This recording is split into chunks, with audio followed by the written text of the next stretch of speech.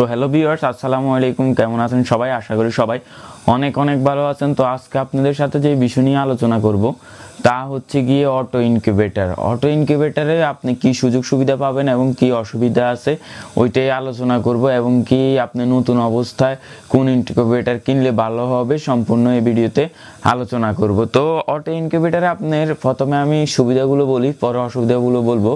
তো ইনকিউবেটরের প্রথম পার্টে যখন আপনি কিনবেন তখন অটোই কিনবেন, কারণ অটোই বেস্ট। আপনি প্রথম অবস্থায় কিছু বুঝবেন না।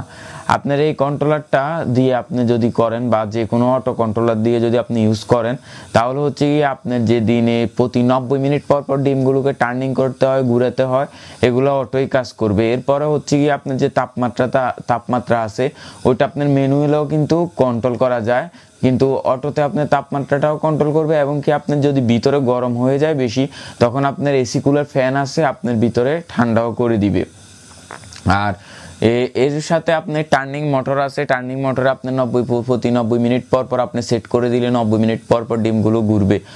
আর হচ্ছে গিয়ে সবচেয়ে যে সুযোগ সুবিধাটা সবচেয়ে বেশি পাবেন ওটা হচ্ছে গিয়ে আপনার পানি হিউমিডিটি বসাবার পরে আপনার হচ্ছে গিয়ে 18 দিন আপনি অটো কন্ট্রোলারটা না খুললেও হবে। আমি মুরগির ডিম দিয়ে বুশ দেই, হাঁসের ডিম আরও বেশি সময় লাগে। তো 18 দিন আপনার যে টার্নিং করা লাগে প্রতি 4 ঘন্টা পর পর একবার, তো এই টার্নিংটা আপনার আর করতে হচ্ছে না। এরপরে আপনার তাপমাত্রাটাও অটো কন্ট্রোল হচ্ছে। 37.7 হলে অটোমেটিক অফ হয়ে যাচ্ছে, 35.1 এর নিচে নামলে অটোমেটিক অন হয়ে যাচ্ছে। আবার হচ্ছে গিয়ে আপনার যখন কন্ট্রোলারটা আপনার ভিতরে তাপমাত্রা বেশি হয়ে যায়, তখন দেখা গেছে যে কন্ট্রোলারটা আপনার হলো গিয়ে এই যাতে ভিতরে এসি কুলার ফ্যান আছে, এসি কুলার ফ্যানের কারণে আপনার দেখা গেছে ইনকিউবেটরের ভিতরে যে তাপমাত্রাটা আছে ওইটা আবার কমিয়ে নিয়ন্ত্রণে নিয়ে আসে। তো আবার আপনার হিউমিডিটিটাও সেম সিস্টেম। হিউমিডিটি মানে আর্দ্রতাও আপনার হচ্ছে গিয়ে যখন আপনি 60 সেট করে দিবেন বা 65 সেট করে দিলে, বা 60-65 হলে অটোমেটিক আর্দ্রতাটাও অটোমেটিক অফ হয়ে যাবে। এক কথায় আপনার সম্পূর্ণ এই মেশিনটা অটো, আপনার হাতের তেমন কোনো কাজে নাই, শুধু ডিমগুলো পরিষ্কার করে বসাবেন আর হচ্ছে গিয়ে 18 দিন সেটার থেকে হ্যাসারে নামিয়ে রাখবেন, জাস্ট এটাই, আপনার আর কোনো কাজ করতে হবে না। তো অটো কন্ট্রোলার অসুবিধা যেটা ওটা হচ্ছে গিয়ে আপনি যখন অটো কন্ট্রোলারটা ইউজ করবেন তখন আপনি হ্যাসিং রেট একটু কম পাবেন।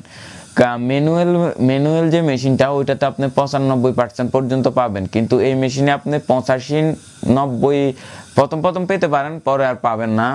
85 পাবেন বা 80 পাবেন এই অটো কন্ট্রোলারটাতে। এটাতে শুধু এই একটাই অসুবিধা, আর নাহলে সব কিছুর সুবিধা আছে।